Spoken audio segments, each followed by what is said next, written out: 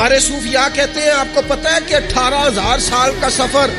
نبی پاک علیہ السلام نے طے کیا، لیکن جب حضور تشریف لے گئے تو پانی چل رہا تھا تو چلتا رہا، کنڈی ہل رہی تھی تو ہلتی رہی، بستر گرم تھا تو گرم رہا،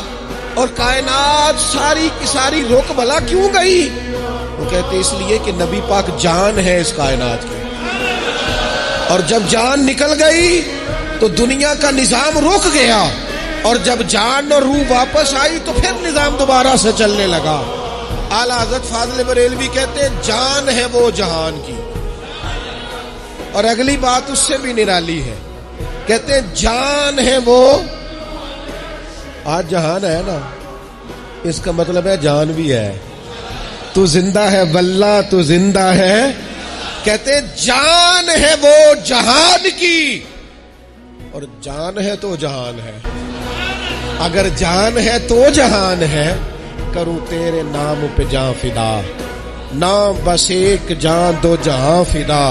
میرا دو جہاں سے بھی نہیں جی بھرا، میں کروں کیا کروڑوں جہاں نہیں۔